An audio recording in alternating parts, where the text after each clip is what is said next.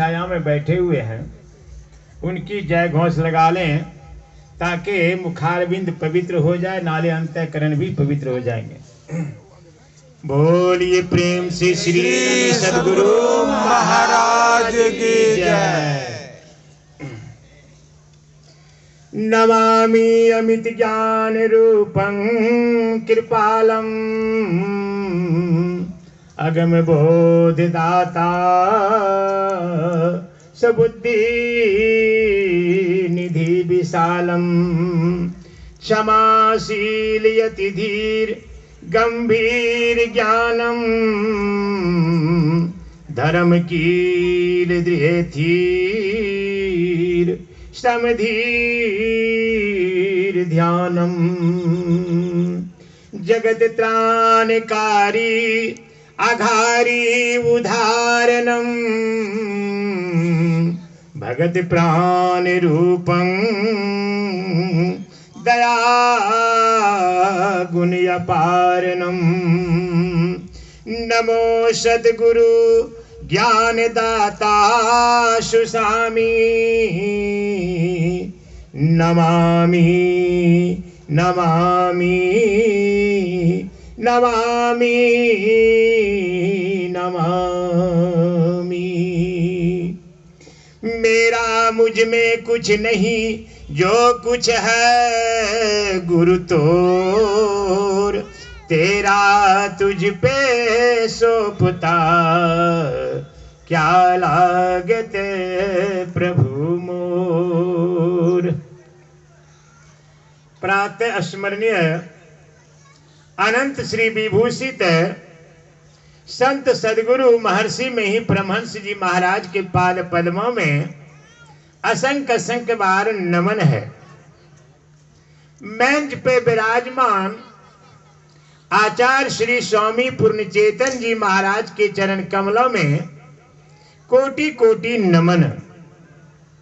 मंच पे विराजमान स्वामी जगन्नाथ जी महाराज के चरण कमलों में कोटि कोटि नमन एवं विनय सागर जी महाराज के चरण कमलों में कोटि कोटि नमन एवं वीरेंद्र बाबा जी के चरण कमलों में कोटि कोटि नमन। सत्संग प्रेमी महान भावों एवं माता और बहनों सभी के चरण कमलों में इस दास का बारंबार नमन है। भजन कीर्तन के माध्यम से सत्संग का कार्यक्रम आरंभ हुए, उनके उपरांत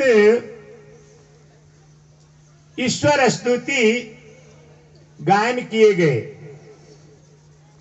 और उसके उपरांत सत्संग योग से प्रथम भाग से पाठ सुनाया गया। गुरुर् ब्रह्मा गुरुर् विष्णु गुरुर्देवम सदाशिव ना गुरुर्धिकम काशी चत्रेषु लोकेषु विद्यते।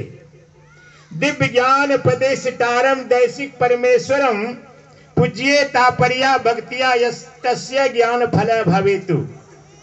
यथा वैसो तथा गुरुरम अथा सत्य वैसे गुरुरम पूजनियो महाभक्तिया भेदो न विद्यते नियो। कहते हैं गुरु ही ब्रह्मा है, गुरु ही विष्णु है, गुरु ही देवम सदाशिव है। अन तीनों लोकों में गुरु से बढ़कर कोई नहीं है। अन कहते हैं तीन लोक नौखंड में गुरु ते बड़ा न कोई, कर्ता करे न करी सके गुरु करे से हो।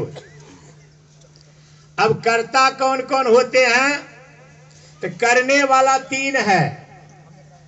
ब्रह्मा का काम है सृष्टि करना, विष्णु का काम है पालन करना और शंकर का काम है संहार करना। ये तीनों का नाम हुआ कर्ता है ये। और तीनों जो कर नहीं सकेंगे वो गुरु अकेले कर देते हैं। तीनों ने एक एक काम को दिए हुए तीनों को और एक एक काम करते हैं, और जो तीनों काम एक एक करके करते हैं गुरु अकेले कर देते हैं। अब कहते हैं पितु से माता 100 गुना सुत को राखे प्यार, मन से ती सेवन करे तन से डांट अरुगार। पिता से जो माता होते हैं बच्चे को 100 गुना बढ़ करके प्यार करते हैं। कहते हैं माता से हरि 100 गुना, जिनसे 100 गुरुदेव प्यार करे अवगुण हरे चरण दास सुखदेव। अब बता रहे हैं कि माता से 100 गुना बढ़कर प्यार करते हैं बच्चे से। हरि कहते हैं परमात्मा को। अब परमात्मा ने 100 गुना माता से बढ़कर प्यार कर रहते हैं, और उनसे भी बढ़कर बतला रहे हैं कि परमात्मा से भी बढ़कर 100 गुना गुरु प्यार करते हैं। अब किस तरह करते हैं? तो माता ने बच्चे को अच्छी तरह नहवा सुनहा करके, साबुन तेल लगा करके, खिला पिला करके, और जितना किताब है बस्ता है सभी को उसको बैग में कर देते हैं, पीठ पे लाद देते हैं।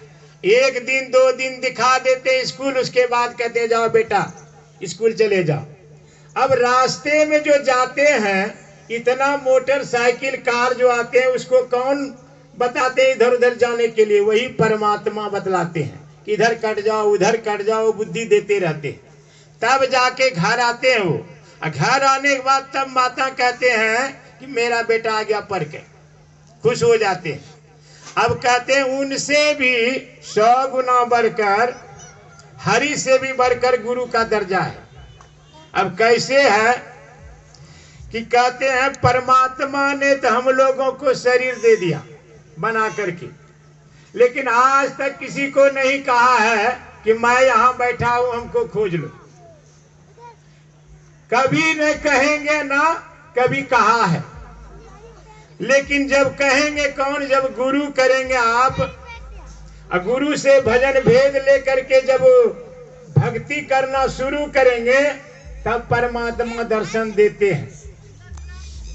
इसलिए कहते हैं कि गोरी गुरु गोविंद 2 खरे काके लागो पाम, बलिहारी गुरु जो आपकी गोविंद दियो लखा। अरे जब गुरु की बलिहारी से परमात्मा दर्शन दिए, इसलिए अब कहते हैं मैं प्रणाम किसको करूं? तो वो विचार करके गुरु इशारा दिए कि जब तक तुम गुरु नहीं किए थे तो परमात्मा दर्शन नहीं दे रहे थे, इसलिए गुरु का बलिहारी, पहले गुरु का प्रणाम करो फिर परमात्मा करते। इसलिए कहते हैं कि गुरु गोविंद 2 खरे काके लागो पाम, बलिहारी गुरु आपकी जो गोविंद दियो लखा। इसलिए गुरु का महत्ता सबसे दर्जा विशेष है। और कहते हैं गुरु नाम किसका है? गुरु नाम है ज्ञान का। शिष्य सीख ले सोय, ज्ञान मर्याद जाने बिना गुरु और शिष्य न कोई। गुरु किसको कहा जाता है? ज्ञान को, बुद्धि को। और गुरु परमात्मा को भी कहते हैं। इसलिए अब महत्ता आया है नाम की भी। बिना गुरु नाम का महत्ता आया है कि बिना गुरु ज्ञान नामो ना पहियो व्यर्था जन्म गमाई हो। अब नाम की महिमा, नाम कहाँ मिलेंगे? वो गुरु महाराज के पास जाएंगे तब उसी को नाम भजन कहते हैं। नाम भजन जब वहां से लेंगे उनसे, तभी आप लोगों को परमात्मा के पास जो भी थोड़ा थोड़ा करेंगे तो वो पहुंचेंगे। ऐसे बिना नाम लिए हुए अगर जो भी नाम ले रहे हैं, कहते हैं जितना भी चिट्ठी लिखिए जाइए ढड्ढा के ढड्ढा, अगर एड्रेस का पता नहीं है तो आपको चिट्ठी घूम के अपने पास आ जाएगा।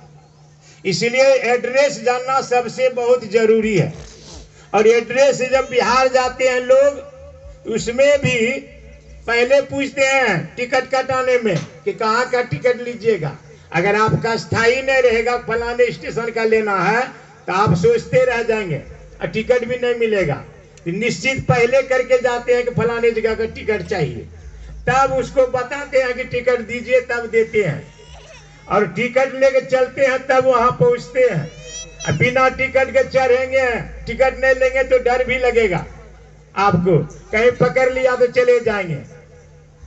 इसीलिए तो गुरु करना बहुत जरूरी है।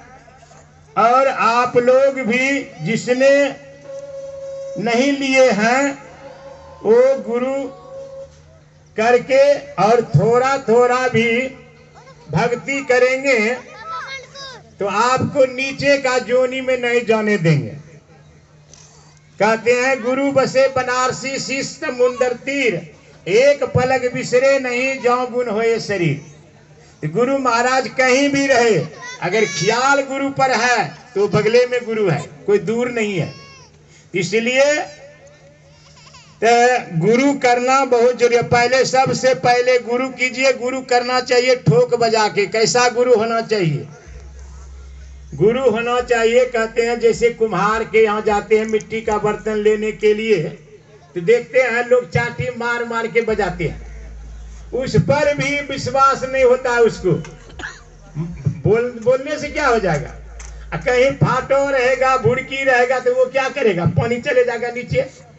इसलिए उसको मार मार के चाटी भी बजाते हैं, पक्का रहना चाहिए। और दूसरे में उसको देखते हैं सूरज में कहीं छेद तो नहीं है, और उसके बाद भी विश्वास नहीं होता। छोटा छोटा लकीर होते हैं फाटा का, वो भी देखते हैं कि कहीं व्यर्था न चला जाए मेरा पैसा। अच्छी तरह देख करके तब ले जाते हैं, तब पानी टिकते हैं। दूसरी कहते हैं कहीं गुरु की भी करना चाहिए ठोक बजा के। एक बार दादू दयाल सिंह हो गए थे गुरु, बहुत पहुंचे हुए थे। एक थानेदार जा रहे थे भजन भेद लेने के लिए, मालूम हुआ कि बहुत पहुंचे हुए गुरु हैं तो चले गए। और चले गए तो रास्ते में एक गाय रखे थे और यारी पर छिल्ला छील रहे थे, वो घास पट्टे जिसको कहते हैं, तो छील रहे थे। उनसे पूछे कि दादू दयाल का कुटिया किधर है? तो दादू दयाल जी कुछ नहीं बोले।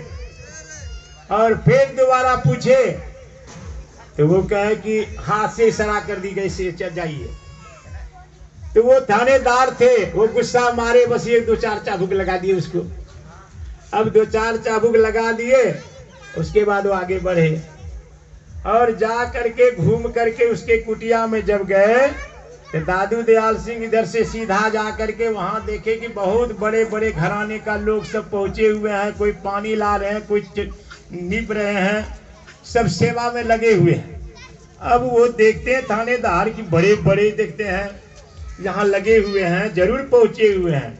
और जब उधर से दादू दयाल जी आते हैं, थानेदार का नजर पड़ा, कहता है मैं तो इन्हीं को तो कोड़ा लगाए थे, बहुत गलती हो गया मुझसे, हम नहीं जानते थे कि इतना बड़ा महापुरुष है।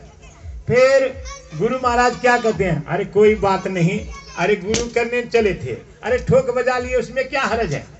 ठोक बजा के गुरु करना चाहिए, यही नहीं किए और क्या किए, कोई बात नहीं, आइए गुरु। फिर उसके पास गए, प्यार से बुलाए और भजन भेद दिए। तो गुरु कहते हैं कि गुरु करना चाहिए ठोक बजा के। ऐसा गुरु ये शरीर को जो बताते हैं कि किश्ती भी है, इसका मांझी कैसा होना चाहिए? अच्छा मांझी रहेंगे तो घाट में सामने लगा देंगे, चाहे जितना रेत चलते रहे। अगर गलत पकड़ा गया तो कहाँ चला जाएंगे, ना फंसिया के इसका कोई ठिकाना नहीं है। इसलिए गुरु ठोक बजा के करना चाहिए। तो मेरा टाइम होने वाला है, तो मैं अपना वाणी को यहीं विराम दे रहा हूं। और महापुरुष बैठे हुए हैं, उनके मुखार बिंद से सुनेंगे तो विशेष लाभ होंगे। तो मैं अपना वाणी को यहीं विराम दे रहा हूं। कहने का तो बहुत होते हैं, लेकिन टाइम के हिसाब से होना चाहिए तो अच्छे रहते हैं। तो श्री सद्गुरु महाराज की